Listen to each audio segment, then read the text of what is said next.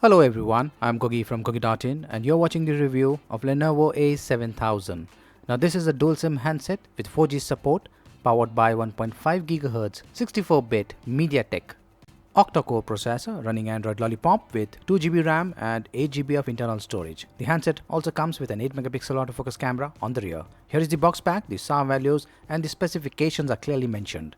Inside the box you will find the handset, the A7000, battery of 2900 mAh capacity, screen guard, data cable, standard quality earphone, these are not that good, warranty information, quick start guide, and the final content is a travel charger. This handset sports a 5.5-inch screen with 1280 by 720 pixels resolution. The screen does not come with any protection, so better use the screen guard. Build quality and the finishing is very good. The handset looks quite premium. It's big, easy to hold, and pretty slim. On the back, you'll find that the left and the right sides are slightly curved. This helps get a good, comfortable grip. Overall, the handset looks pretty good. It has got an almost rectangular design had it not been for the curves on the four sides. It has got a flat design.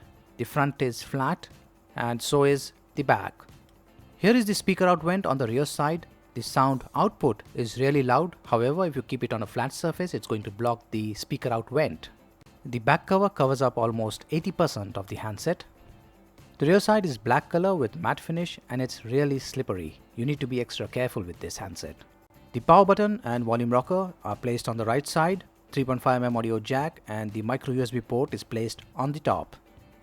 There are dual mics for noise cancellation, one on the back and other at the bottom. This handset comes with an 8-megapixel autofocus camera on the rear with dual LED flash and a 5-megapixel on the front. Lenovo A7000 supports dual SIM. Here are the dual SIM slots. SIM slot 1 supports 4G, 3G and 2G. SIM 2 supports 2G. You need 2 micro SIMs and there is a micro SD card slot too.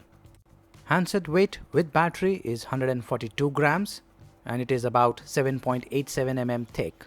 A7000 is running Android Lollipop with Vibe UI. Touch is very smooth and responsive. The navigation buttons do not light up. Viewing angles, color reproductions are pretty good. This is also the world's first smartphone with Dolby Atmos feature. With Atmos enabled, you will get really good sound quality. But to experience this, you need very good wired headphones.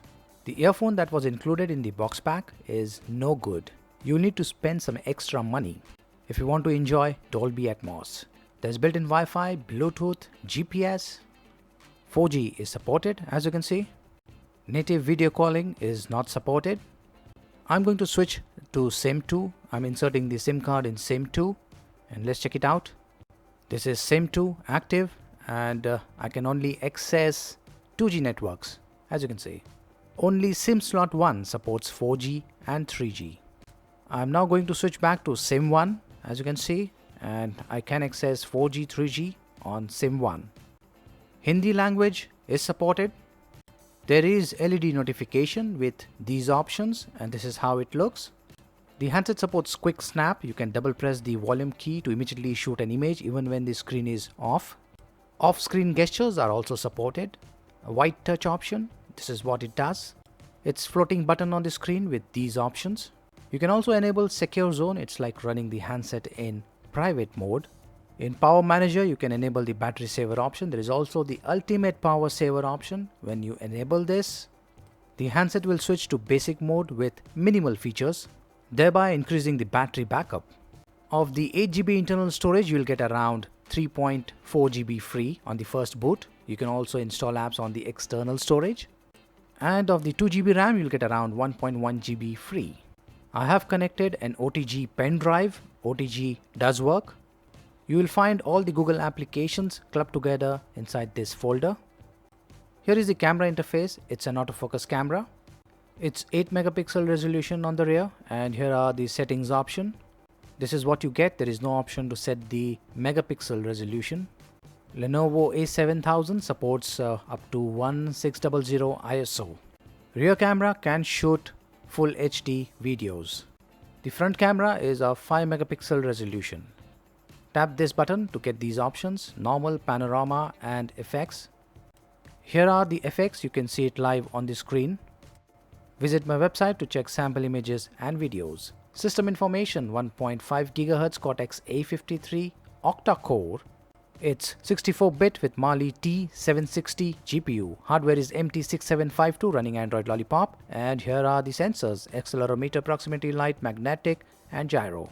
Let's see how the hardware performs. Quadrant benchmark score is 14315. For N2, I'll need to enable the 64-bit version. It's going to download it. And now I'm running the benchmark. The graphics looks pretty smooth. Antutu score is 42487. That's pretty good.